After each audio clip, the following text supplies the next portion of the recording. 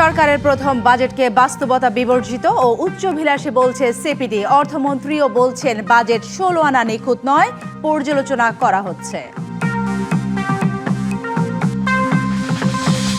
গ্যাসের prepaid metre স্থাপনের কাজ মাঝপথে বন্ধ করে দিয়েছে জ্বালানি বিভাগ। দুর্নীতি খতিয়ে দেখার পরামর্শ বিশ্লেষকদের।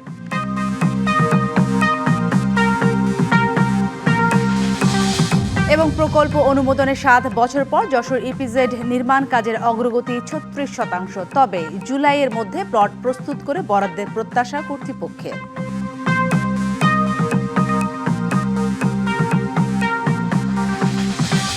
স্বাগত পূবালী ব্যাংক পিএলসি ডিভিসি বাণিজ্য সংবাদে। দেখছিলেন নাসির সিনটেক্স গ্রুপ সংবাদ শিরোনাম। এবারে জানাবো খবরের বিস্তারিত। আপনাদের সাথে আছি সালিহা পারভিন সাথী। সরকারের প্রথম বাজেটকে বাস্তবতা বিবর্জিত উচ্চাভিলাষী বলে মন্তব্য সিপিডির। অর্থমন্ত্রীও স্বীকার করলেন বাজেট ১৬ আনা নিখুঁত নয়। সকালে রাজধানীর গুলশানে একটি হোটেলে centre for policy dialogue CPD আয়োজিত আলোচনা সভায় অর্থমন্ত্রী দাবি করেন দায়িত্ব নিয়েই অতীতে সরকারের ঋণের বোঝা নিয়ে ১.৫ মাস পার করেছে সরকার।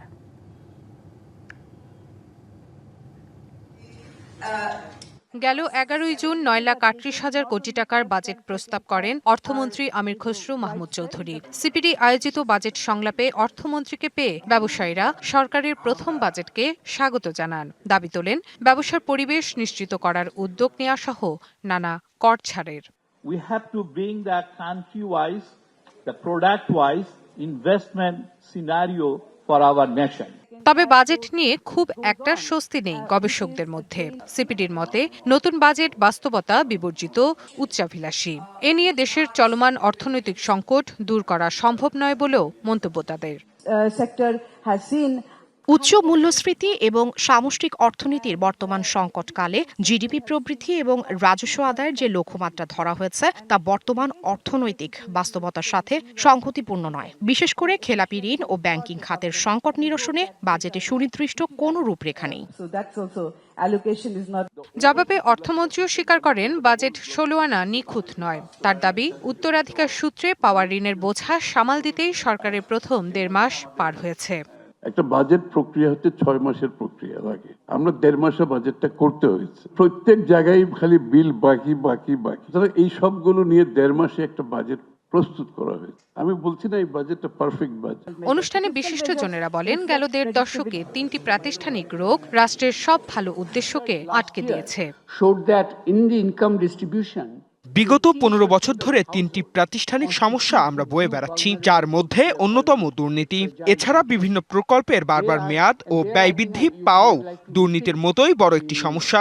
আমাদের আরেকটি সমস্যা, দেশে অসংখ্য অপ্রয়োজনীয় অফিস ও অলাভজনক রাষ্ট্রীয় প্রতিষ্ঠান টিকিয়ে রাখা রয়েছে, যেগুলো কোনো জবাবদিহিতা নেই। অর্থমন্ত্রী বলেন অল্প হলেও সবাইকে কর দেওয়ার অভ্যাসে আনার পরিকল্পনা আছে সরকারের। আমরা চাচ্ছি এখন ট্রেন্ডটা আপনারা যদি লক্ষ্য করেন। Rifat Tasnuva, DBC news, Dhaka. গ্যাসের প্রিপেড মিটার স্থাপনের কাজ মাঝপথে বন্ধ করে দিয়েছে জ্বালানি বিভাগ। উন্নয়ন সহযোগী সংস্থার অর্থায়নের এই মেগা প্রকল্পটি হঠাৎ বন্ধ করে দেওয়া জনমনে সৃষ্টি হয়েছে নানা প্রশ্ন। বিশ্লেষকরা বলছেন গ্যাসের প্রিপেড মিটার গ্রাহকদের জন্য লাভজনক, তাই এ কাজ বন্ধ না করে বরং দুর্নীতি খতিয়ে দেখতে হবে। অন্যথায় গ্যাস সঞ্চালনে কালোবাজারি বন্ধ হবে না। যতটুকু ব্যবহার ততটুকুই বিল, এই নীতিতে ২০১৬ সালে গ্যাসের আবাসিক গ্রাহকদের প্রিপেইড মিটারের আওতায় আনার কাজ শুরু করে সরকার। এতে প্রতি মাসের বিলের তুলনায় মিটারে গ্যাস বিল খরচ নেমে আসে প্রায় অর্ধেকে। কোথাও কোথাও দেখা যায় যে প্রিপেইড মিটার নাই, ওরা তো চুলা সকালে অন করে আর রাতে অফ করে। দেশের একটা সম্পদ নষ্ট হচ্ছে। নন প্রিপেড যেটা, সেটা আমাদের একটা সমস্যা ছিল যে আমরা অনেক ভাড়াটিয়া না থাকলেও তাদের বিলটা দিতে হতো ১,০৮০ টাকা। আর এখন যেটা যে আমরা গ্যাস ব্যবহার করছি, আমরা পয়সা দিচ্ছি, এটা খুবই ভালো। অন্যদিকে মিটারবিহীন আবাসিক গ্রাহকরা পাইপলাইনে গ্যাস না পেলেও বা ব্যবহার না করলেও মাসে তাদের গুনতে হয় ১,০৮০ টাকা। সেই বিচারে প্রিপেইড মিটার গ্রাহকদের জন্য লাভজনক। আমার যতটুকুটা আমার গ্যাস দরকার হয় ততটুকুটা আমি খরচ করছি, আর ততটুকুটা আমি কার্ডে বিল তুলছি। এটা অনেক ভালো। প্রিপেইড মিটারে নিয়মিত গ্যাস থাকে, যে অপচয় হয় না। গ্রাহক বান্ধব হলেও 6টি বিতরণ কোম্পানির প্রায় 35 লাখ আবাসিক গ্রাহকের মধ্যে প্রিপেইড মিটার পেয়েছেন মাত্র 7.5 লাখ। 2023 সালে বিশ্বব্যাংক, এডিবি এবং জাপানের জেবিআইসির অর্থায়নে আরও প্রায় 24 লাখ গ্রাহককে প্রিপেইড মিটারের আওতায় আনতে নতুন প্রকল্প নেয় সরকার, কিন্তু অজানা কারণে তা মাঝপথেই বন্ধ করে দিল বিএনপি সরকার।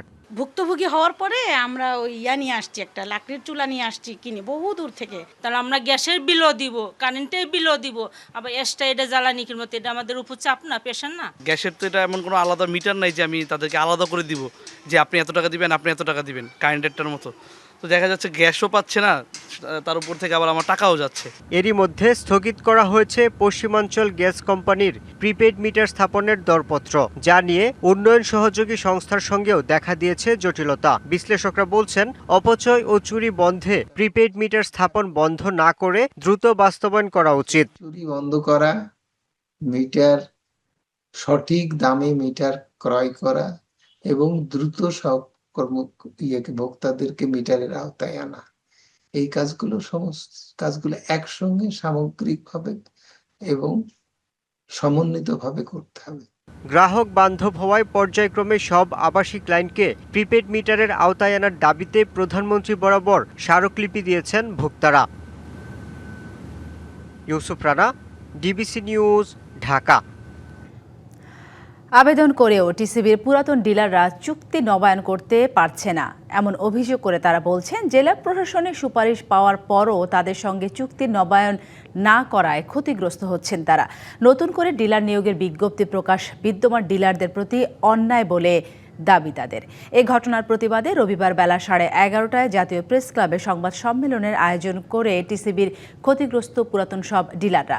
সংবাদ সম্মেলনে তারা দাবি করেন, টিসিবির নীতিমালা অনুযায়ী যোগ্য ও সুপারিশপ্রাপ্ত ডিলারদের নবায়ন নিশ্চিত করতে হবে এবং দ্রুত তাদের সঙ্গে চুক্তি সম্পাদন করতে হবে। তাদের দাবি, নতুন ডিলার নিয়োগ ও বাতিলের ক্ষেত্রে টিসিবির অভ্যন্তরে একটি অসাধু, দুর্নীতিবাজ ও প্রতারক চক্র গড়ে উঠেছে। ডিসি অফিস কর্তৃক যে তদন্ত রিপোর্ট আসছে, সেখান থেকে তারা পছন্দের মতো কিছু ডিলারকে নিয়ে বাকি ডিলারকে তারা বাদ করে দিল। এটা কোনো নিয়মে নাই, আইনে নাই।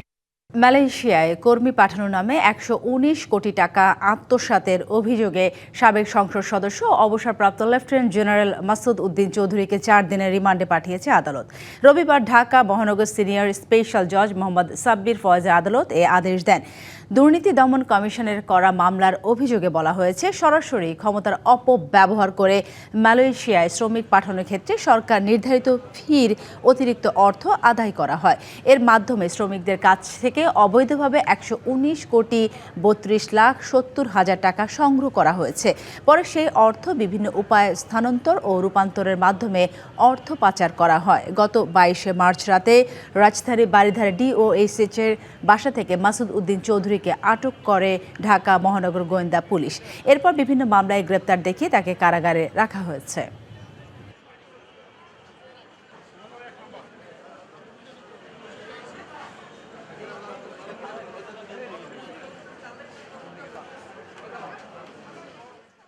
মোট 7,124 জনের কাছ থেকে স্বাস্থ্য পরীক্ষার জন্যও 2,500 টাকা করে নিয়েছেন এবং পাসপোর্টের জন্য 10,000 টাকা করে, এতে প্রায় 12 কোটি টাকা, প্রায় 13 কোটি টাকার মতন এখান থেকে নিয়েছেন। এবং ওই 78,000 টাকার বাইরে অতিরিক্ত 1,50,000 টাকা করে 106 কোটি টাকা, অর্থাৎ টোটাল তিনি 119 কোটি টাকার গ্রহণ করেছেন এবং সেটি গ্রহণ করে তিনি হস্তান্তর, স্থানান্তর এবং রূপান্তরের মাধ্যমে মানি লন্ডারিংয়ের অপরাধ করেছেন।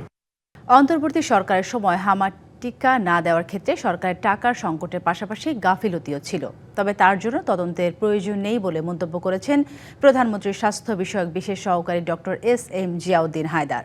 রবিবার সচিবালয়ের স্বাস্থ্য খাতে আন্তর্জাতিক সহযোগিতা সম্পর্কিত বিষয়ে এক সংবাদ ব্রিফিংয়ে তিনি এসব কথা বলেন। তিনি বলেন, আগামী 3 থেকে 4 বছরের মধ্যে পর্যায়ক্রমে 1 লাখ স্বাস্থ্যকর্মী ও 25 মিডওয়াইফ নিয়োগ দেবে সরকার। এতে গ্রামীণ মানুষের কাছে সহজেই সরকারি স্বাস্থ্যসেবা পৌঁছানো সম্ভব হবে। নভেম্বর ডিসেম্বর থেকে 2025 জানুয়ারির মধ্যে আরেকটা রাউন্ড হওয়ার কথা ছিল। এই রাউন্ডটা একেবারেই হয়নি এবং না হওয়ার প্রধান কারণ ছিল যে তৎকালীন সরকার তারা হঠাৎ করে অপারেশনাল প্রোগ্রাম বন্ধ করে দিয়ে তারা ডিপিপিতে আপনার মাইগ্রেট করলো, কিন্তু ডিপিপির মাধ্যমে অর্থায়নের যে ব্যবস্থা, এই ব্যবস্থা তখন ছিল না। তো টাকার অভাবে তারা টিকা কিনতে পারেনি এবং পুরো রাউন্ডটাই তারা মিস করেছে। দেশের বাজারে অনেকটা স্থিতিশীল বৈদেশিক মুদ্রার বাজার। ব্যাংকগুলো গ্রাহকের কাছে মার্কিন ডলার বিক্রি করছে 123 টাকা দরে আর গ্রাহকের কাছ থেকে কিনছে 122 টাকা দরে। ব্রিটিশ পাউন্ড ব্যাংকে বিক্রি হচ্ছে 166 টাকা আর ব্যাংক গ্রাহকের কাছ থেকে কিনছে 159 টাকা দরে। প্রতি ইউরো ব্যাংক বিক্রি করছে 147 টাকা আর কিনছে 143 টাকায়। কানাডিয়ান ডলার বিক্রি হচ্ছে 90 আর ব্যাংক কিনছে 85 টাকায়। অস্ট্রেলিয়ান ডলার বিক্রয় 87 টাকা আর ক্রয় 82 টাকা দরে। এছাড়াও দেশের ব্যাংকগুলোতে সৌদি রিয়াল বিক্রি হচ্ছে 32 টাকা 40 পয়সা আর ব্যাংকগুলো গ্রাহকের কাছ থেকে কিনছে 30 টাকা 50 পয়সা দরে। আজ ইউএই দিরহাম বিক্রি হচ্ছে 33 টাকা 30 পয়সা আর ব্যাংক কিনছে 31 টাকা 50 পয়সা দরে। মালয়েশিয়ান রিঙ্গিত বিক্রয় 30 টাকা 30 পয়সা আর ক্রয় দর 30 টাকা। সিঙ্গাপুরি ডলার বিক্রি 98 টাকা ও ক্রয় মূল্য 94 টাকা এবং ব্যাংক থেকে গ্রাহক ভারতীয় রুপি কিনতে পারবেন 1 টাকা 25 পয়সা দরে এবং ব্যাংকে বিক্রি করলে পাওয়া যাবে 1 টাকা 45 পয়সা। এবারে আন্তর্জাতিক বাজারে পণ্যের দরদাম। বিশ্ববাজারে কমতির দিকে স্বর্ণের দাম। প্রতি ট্রয় আউন্স স্বর্ণ আজ বিক্রি হচ্ছে $4,151.74 দরে। কমতি রূপার দরও। প্রতি ট্রয় আউন্স রূপা বিক্রি হচ্ছে $64.90 দরে। কমতি ইস্পাতের দরও। প্রতি টন ইস্পাত বিক্রি হচ্ছে $3,084 দরে। বাড়তির দিকে ক্রুড অয়েলের দাম। আন্তর্জাতিক বাজারে প্রতি ব্যারেল ক্রুড অয়েল বিক্রি হচ্ছে $77.33 দরে আর প্রতি টন কয়লা আজ বিক্রি হচ্ছে $144 দরে। আন্তর্জাতিক বাজারে বাড়তির দিকে চালের দাম। প্রতি 100 ওয়েট চাল আজ বিক্রি হচ্ছে $12.20 দরে। আজ বিশ্ববাজারে প্রতি বুসেল গম বিক্রি হচ্ছে $605.75 দরে। প্রতি বুসেল ভুট্টা বিক্রি হচ্ছে $417.50 দরে। বিশ্ববাজারে প্রতি টন পাম অয়েল বিক্রি হচ্ছে $4,646 আর প্রতি পাউন্ড চিনি বিক্রি হচ্ছে $14.14 দরে। গতি পেয়েছে যশোর ইপিজেড নির্মাণের কাজ। ইতিমধ্যেই সম্পন্ন হয়েছে ভূমি উন্নয়ন কাজ। একযোগে চলছে ড্রেন, সড়ক সহ আনুষঙ্গিক উন্নয়ন কাজ। কাগজে কলমে কাজের অগ্রগতি 36%। কর্তৃপক্ষের দাবি জুলাই মাসের মধ্যে প্রস্তুত হবে শতাধিক প্লট এবং দেওয়া যাবে বরাদ্দ।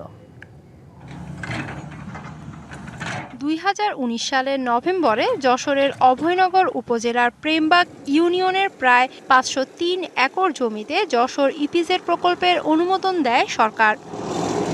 পরিকল্পনা অনুযায়ী এই ইপিজেডে 438টি প্লট তৈরি করা হবে, যেখানে বিদেশি বিনিয়োগকারীরা তাদের শিল্প প্রতিষ্ঠান গড়ে তুলবেন। এতে প্রায় 1.5 লাখ মানুষের প্রত্যক্ষ কর্মসংস্থানের সুযোগ হবে। প্রকল্প গ্রহণের 6 বছর পর 2025 সালে শুরু হয় যশোর ইপিজেড নির্মাণ কাজ। গত 1 বছরে কাজের অগ্রগতি হয়েছে 36%। এর মধ্যে শেষ হয়েছে ভূমি উন্নয়ন কাজ। একযোগে চলছে ট্রেন, সড়ক সহ আনুষঙ্গিক উন্নয়ন কাজ।